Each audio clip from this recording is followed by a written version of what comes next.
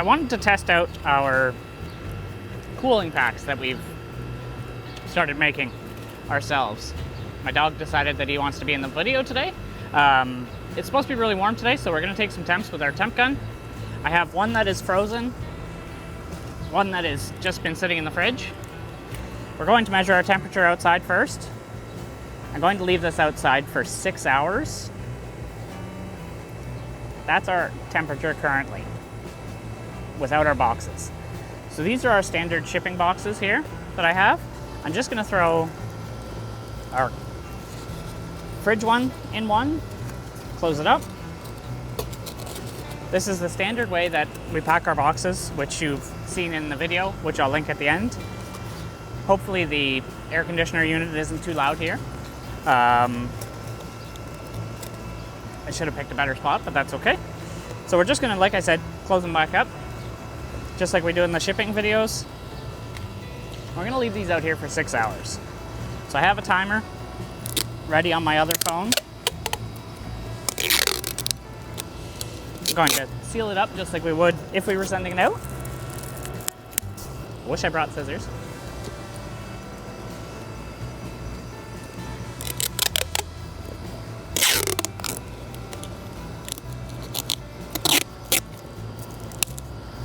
This is mainly just because I want to figure out how hot these boxes actually get after sitting out in, well, hopefully it's going to get sunnier, the sun for 6 hours, which shouldn't ever happen, but you never know. Hot truck, we'll see. So we're going to put these guys off to the side here where they're going to get blasted with sun, and we're going to come back in 6 hours, guys. We'll check in later.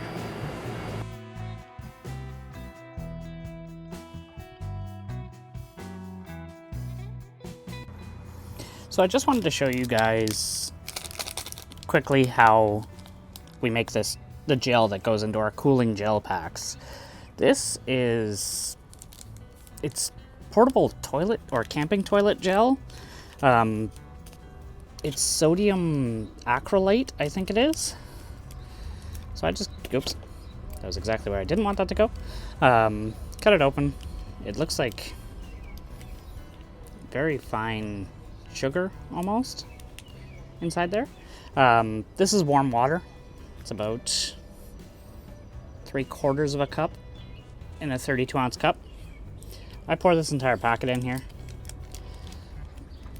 and then I just end up mixing it until it all turns into gel, which we will see together momentarily.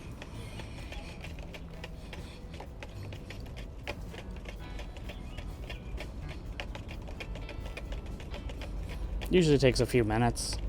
The longer, or the warmer the water, the faster it goes. And the more you mix it, the faster it's going to go as well. So as you can see, it's already starting to take a slushy mix mass to it. And it's becoming drastically more jelly-like as time goes on. You can let it sit, and it'll absorb the water as well. I like to keep the mix rather moist, like very on the wet side. So, because I know a lot of you guys may not have access to a heat sealer, I grabbed a Ziploc bag. So normally with my smaller boxes, about 8 to 12 inches, I'll use roughly one about the size of half of a Ziploc. And I just scoop it in, like what I'm doing here. Again, I probably should have let this expand further, but because this is a demonstration, I don't feel like you guys want to sit here all day and watch basically paint dry, or in this case, gel expand. So I give it a couple shakes so it turns into a yuck mass. I think it's the same stuff that's in baby diapers, and it's very similar to the stuff that we use for crickets or bug water. But I like to take out as much of the air as possible, because once it's sealed, the moisture should stay inside the bag then. And there we go. Quick, easy DIY cooling packs. I like to put them in the fridge typically, but you can put them in the freezer as well if you're worried about extreme temperatures. But we're going to be seeing in this video how what the temperature differences are between the two freezer and fridge methods that I do. We're back. It's about 8 hours later. As you've seen in the earlier footage, it did rain today.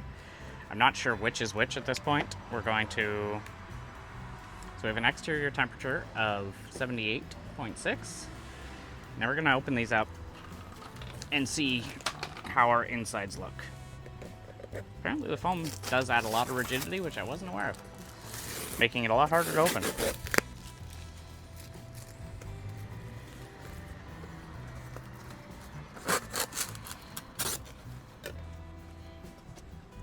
We are going to find out together. 77.5. Nice and low. So I guess it stays cool. I believe this is going to be our frozen one, which is now thawed. We're going to check our secondary one here. So this would have held temperature if it got any hotter than this throughout the day.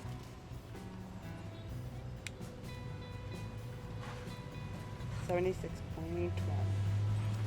So that's, well, this would have been our frozen one, I'm going to assume, because it's kind of wet. Yeah, guys, I guess we're good. It was 20, well, I guess earlier this day, or today, it was 100 degrees out here, so the cool packs work. This is going to be attempt 2. Hopefully we don't get rain today. I just really want to know what the temperatures are with a fully sunny day, sitting out in the sun baking all day. So I'm going to do the same things as yesterday. Inside box temperature is 81. I don't know if I can do this single-handedly. We'll find out. Going to pause you for a minute while I tape this closed.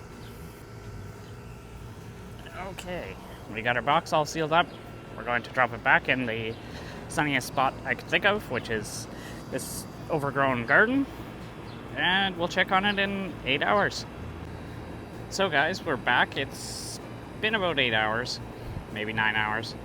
I lost track of time, honestly. That's our outside temperature of our box. I'm going to pause for a second while I pop it open, because I do only have one hand, or 2 hands. So I've ripped our tape.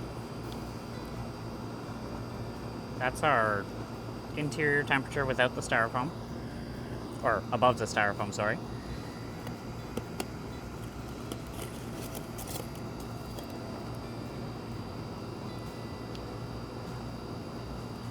And that's our inside temperature.